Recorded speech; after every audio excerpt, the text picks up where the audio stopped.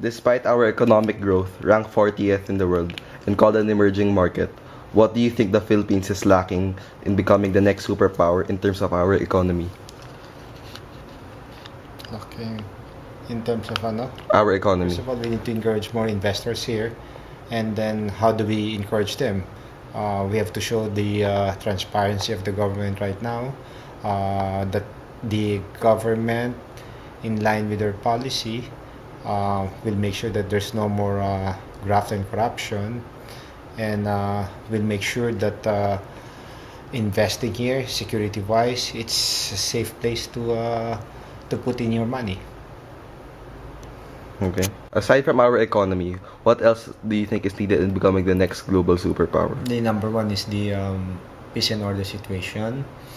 As we all know, we've been getting a lot of bad publicity in terms of peace and order situation here, kidnappings, the crime rate is going up.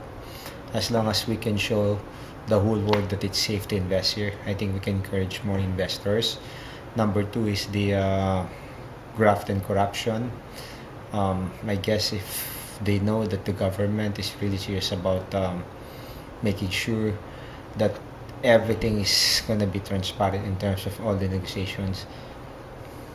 Okay. Thank you. Is still growing in terms of economy, according to the survey. And yet, the problem of poverty still exists. We still have the insurgency and the secessionist group fighting for an ideology, and they are using poverty as an excuse for their existence. Government negotiations with the insurgents have not yet reached on the negotiating table, and therefore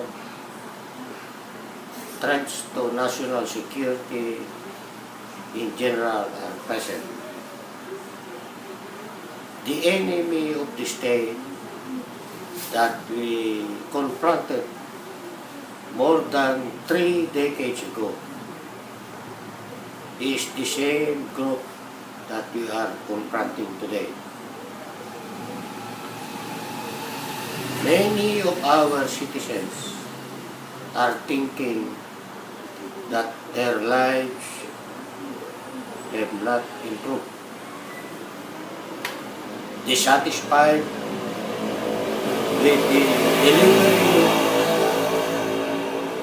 of basic services, unemployed, and so many other factors that can still affect our security. Poverty alone cannot be solved by the military. It should be a holistic approach together with other line government agencies. We cannot achieve peace and development in our country without national security. The West Philippine Territory is now an issue. Chinese structures in that area have seen, according to the armed forces of the Philippines. The intrusion of China to our territory will have an effect to our geographical integrity, stability. Notwithstanding our natural resources in that region, the Philippine government have to expose all possible means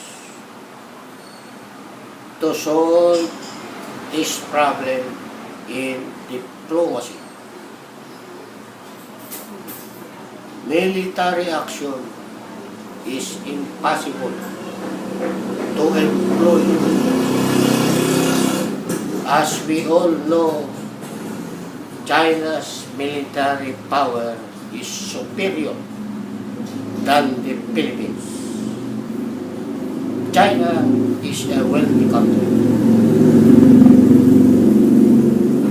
With all these problems, threats to our national sovereignty and security is an international concern. The Philippine government can seek the international community